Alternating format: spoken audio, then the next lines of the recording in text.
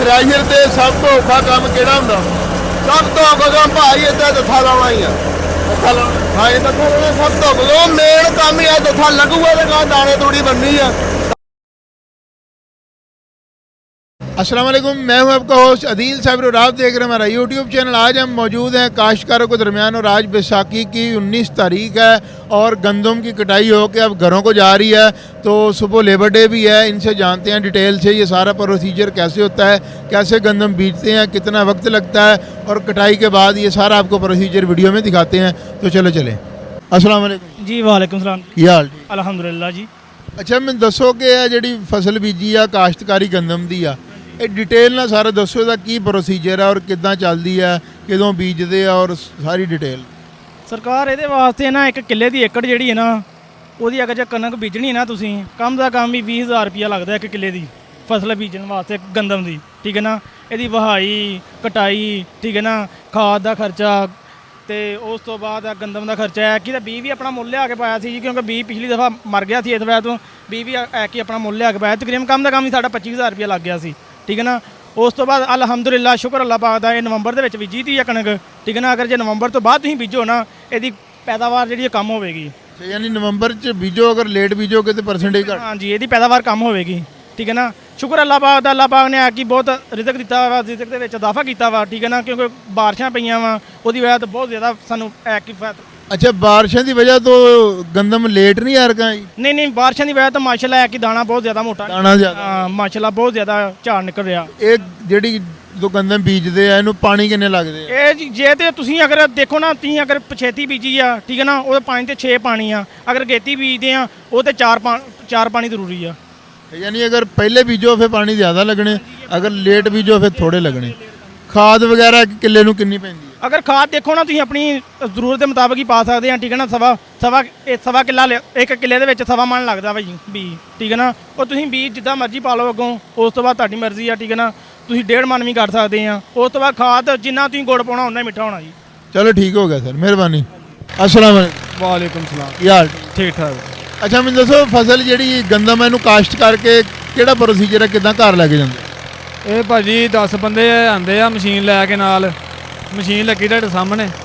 10 ਬੰਦੇ ਆਉਂਦੇ ਆ, 2-3 ਬੰਦੇ ਭੜੀਆਂ ਲਈ ਆਉਂਦੇ ਆ, 1 ਬੰਦਾ ਗਲਾ ਲਾਉਂਦੇ ਆ, ਕੋਈ 2-3 ਬੰਦੇ ਪਿੱਛੋਂ ਦਾਣੇ ਭਰਦੇ ਆ। ਬੋਰੀਆਂ ਭਰ ਕੇ ਟਰਾਲੀ ਤੇ ਰੱਖ ਕੇ ਆਪਣਾ ਘਰ ਲੈ ਜਾਂਦੇ ਆ। ਮੁੜ ਕੇ ਅੱਗੋਂ ਬੋਰੀਆਂ ਖਾਲੀ ਕਰਕੇ, ਬੋਰੇ ਖਾਲੀ ਕਰਕੇ ਆਪਣਾ ਟਰਾਲੀਆਂ ਨੂੰ ਦੇ ਕੇ ਫਾੜੇ ਕੱਢ ਕੇ ਘਰਾਂ ਨੂੰ ਫਾੜੇ ਕੱਢ ਕੇ ਪਾਣੀ ਛਾਣੀ ਪੀ ਕੇ ਤੇ ਆਪਣਾ ਲਾਈ ਸਪੋਰਟ। ਯਾਨੀ ਤਕਰੀਬਨ ਕੋਈ 2-4 ਘੰਟੇ ਦੇ ਵਿੱਚ ਸਾਰਾ ਪ੍ਰੋਸੀਜਰ? ਹਾਂਜੀ ਇਨਸ਼ਾਅੱਲਾ ਤੁਹਾਡੇ ਸਾਹਮਣੇ ਲੱਗੇ ਆ। ਕਿੱਲਾ ਇੱਕ ਸੀਗਾ, ਤਕਰੀਬਨ 1.5 ਤੋਂ ਪੌਣਾ 2 ਘੰਟੇ ਲੱਗੇ ਆ, ਬਸ ਇੰਨਾ ਕੁ ਟਾਈਮ ਲੱਗਦਾ। ਤਕਰੀਬਨ ਕਿੱਲੇ ਨੂੰ ਘੰਟਾ 1.5 ਘੰਟਾ ਲੱਗ ਜਾਂਦਾ ਜੀ, ਮੁੱਕ ਖਤਮ ਹੋ ਜਾਂਦੀ। ਹਾਂਜੀ ਚਲੋ ਠੀਕ ਹੈ ਸਰ, ਮਿਹਰਬਾਨੀ। अस्सलाम वालेकुम। वालेकुम सलाम जी। ਕੀ ਹਾਲ ਜੀ? ਸ਼ੁਕਰ ਅੱਲਾਹ ਦੀ ਜ਼ਾਤ ਹੈ, ਤੁਸੀਂ ਸੁਣਾਓ? ਅਲਹਮਦੁਲਿਲਾ। ਅੱਛਾ ਮੈਨੂੰ ਦੱਸੋ, ਇੱਥੇ ਬੈਠੇ ਹੋ, ਦਾਣੇ ਕਿੱਦਾਂ ਆ ਰਹੇ ਆ, ਕੀ ਪ੍ਰੋਸੀਜਰ? ਦੇਖੋ ਜੀ ਇਹਦਾ ਜਿਹੜਾ ਪ੍ਰੋਸੀਜਰ ਹੈਗਾ ਤੁਹਾਡੇ ਸਾਹਮਣੇ ਆ ਗਿਆ। ਬੰਦਾ ਦੱਥਾ ਲਾ ਰਿਹਾ ਵਾ, ਇਹ ਦੱਥਾ ਲਾਈ ਜਾਣਾ ਵਾ, ਦਾਣੇ ਵੱਖਰੇ ਹੋਈ ਜਾਣੇ ਆ, ਤੂੜੀ ਵੱਖਰੀ ਹੋਈ ਜਾਂਦੀ ਆ। ਇਹ ਵਿੱਚ ਜਿਹੜਾ ਗੰਦ ਸ਼ੰਦ ਨਿਕਲਦਾ, ਘੁੰਡੀਆਂ ਹੋ ਗਈਆਂ, ਮਮਣੀ ਜਿਹੜੀ ਦਾਣਿਆਂ ਵਾਸਤੇ ਇਸਤੇਮਾਲ ਹੋ ਜਾਂਦੀ ਹੈ, ਜਾਨਵਰ ਬੰਦਾ ਪਾਪ ਹੋ ਲੈਂਦਾ। ਕੁਕੜੀਆਂ ਹੋ ਗਈਆਂ, ਕਬੂਤਰ ਹੋ ਗਏ, ਬੰਦੇ ਨੰਗੇ ਲੈਣ ਨੂੰ ਜਾਂਦੇ ਨੇ।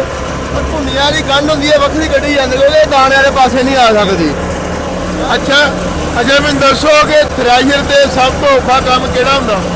ਸਭ ਤੋਂ ਔਖਾ ਕੰਮ ਭਾਈ ਇੱਦਾਂ ਦੱਥਾ ਲਾਉਣਾ ਹੀ ਆ। ਦੱਥਾ ਲਾਉਣਾ, ਹਾਂ ਇਹ ਦੱਥਾ ਲਾਉਣਾ ਸਭ ਤੋਂ ਔਖਾ ਮੇਨ ਕੰਮ ਹੀ ਆ। ਦੱਥਾ ਲੱਗੂਗਾ ਤੇ ਕਾ ਦਾਣੇ ਤੂੜੀ ਬਣਨੀ ਆ। ਦੱਥਾ ਨਹੀਂ ਲੱਗਾ ਤਾਂ ਕੰਮ ਕਿੱਥੇ ਅਗਲਾ ਬਣਨਾ। ਅੱਛਾ ਇਹ ਸਾਰਾ ਜਿਹੜਾ ਹੈਗਾ ਵਾ, ਅਗਰ 1 ਏਕੜ ਬਾਅਦ ਕਿੰਨੇ ਚਿਰ ਵਿੱਚ ਗਾਈ ਜਾਂਦੀ? ਕਿਹੜੀ ਚੀਜ਼? ਅਗਰ 1 ਏਕੜ ਜਗ੍ਹਾ ਹੋਵੇ 1 ਕਿੱਲਾ ਗੰਦਮ ਦਾ, ਤੇ ਕਿੰਨੇ ਚਿਰ ਵਿੱਚ ਥ੍ਰੈਸ਼ਰ ਕੱਢ ਦਿੰਦੀ ਆ? ਇਹ ਤਕਰੀਬਨ ਜੇ ਥ੍ਰੈਸ਼ਰਾਂ ਚੰਗੀਆਂ ਹੋਣ ਤੇ ਘੱਟੋ ਘੱਟ ਕੋ 2-2.5 ਘੰਟੇ ਲੈ ਜਾਂਦੀਆਂ ਕਿੱਲੇ ਨੂੰ। 1 ਕਿੱਲੇ ਨੂੰ 2-2.5 ਘੰਟੇ ਕੱਢ ਜਾਂਦੀ ਆ। ਜੇ ਥੱਕੀ ਦੁੱਕੀ ਹੋਵੇ ਉਹ 4-4 ਘੰਟੇ ਵੀ ਲਾ ਦਿੰਦੀਆਂ ਬਾਬਾ ਜੀ ਥ੍ਰੈਸ਼ਰ। ਅੱਛਾ ਮੈਨੂੰ ਦੱਸੋ ਕਿ ਜਦੋਂ ਥ੍ਰੈਸ਼ਰ ਤੇ ਲੋਕ ਦਾਣੇ ਕੱਢਣ ਆਉਂਦੇ ਆ, ਇੱਕ ਟੀਮ ਆਉਂਦੀ ਆ, ਉਹ 5-7 ਜਣੇ ਹੁੰਦੇ, 10 ਜਣੇ ਵਿੱਚੋਂ ਕੋ ਵਿਹਲੇ ਵੀ ਹੁੰਦੇ ਆ ਜਿਹੜੇ ਉਹ ਛੈੜ ਦੇ ਬਹਿ ਜਾਂਦੇ ਜਾ ਕੇ ਸਿਗਰਟ ਪੀਣ ਲੱਗ ਪਏ। ਮੇਨ ਬੰਦਾ ਵੇਖੋ, ਜੇ ਕੋਈ ਬੰਦਾ ਵਿਹਲਾ ਵੇਖੋ ਨਾ, ਪਿੱਛੇ ਜਿਹੜਾ ਬੰਦਾ ਭਰੀਆਂ ਚਗਾਉਂਦਾ ਨਾ, ਉਹਨੇ 1-2 ਬੰਦੇ ਨੂੰ ਭਰੀ ਚਗਾਈ ਹੈ ਤੇ ਪਿੱਛੇ ਕੱਠੇ ਦਾ ਮੇਨ ਕੰਮ ਆ। ਇੱਥੇ ਰਸ਼ ਪੈ ਜਾਂਦਾ ਵਾ, ਉਹ ਪਿਛਲਾ ਬੰਦਾ ਵਿਹਲਾ ਬੈਠਾ ਰਹਿੰਦਾ, ਉਹਨੂੰ ਟੈਨਸ਼ਨ ਹੀ ਕੋਈ ਨਹੀਂ। यानी टीम पूरी होंगी है ਵਿੱਚੋਂ ਕੰਮ ਵਾਲੇ ਵੀ ਤੇ ਨਿਕੰਮੇ ਵੀ ਵਿੱਚੋਂ ਕੰਮ ਵਾਲੇ ਬੰਦੇ ਵੀ ਹੁੰਦੇ ਵਿੱਚ ਵਿਹਲੇ ਵੀ ਹੁੰਦੇ ਆ ਤੇ ਮੇਰੇ ਵਰਗਾ ਵੀ ਕੋਈ ਬੰਦਾ ਜੇ ਬੈਂਦਾ ਦਾਣਿਆਂ ਤੇ ਉਹ ਵੀ ਦਾਣੇ ਭਰਨ ਲੱਗਦੇ ਨਾ ਹੈ ਤਾਂ ਕੰਮ ਹੈਗਾ ਵਾ ਦਾਣੇ ਨਾ ਭਰੀਏ ਤੇ ਰੁੜਦੇ ਰਹਿਣਗੇ ਕੰਮ ਤਾਂ ਕੰਮ ਹੀ ਆਣਾ ਜੀ चलो ठीक है मेहरबानी। तो दोस्तों आपने देखा ये सारा प्रोसीजर कि कैसे कितना वक्त लगता है।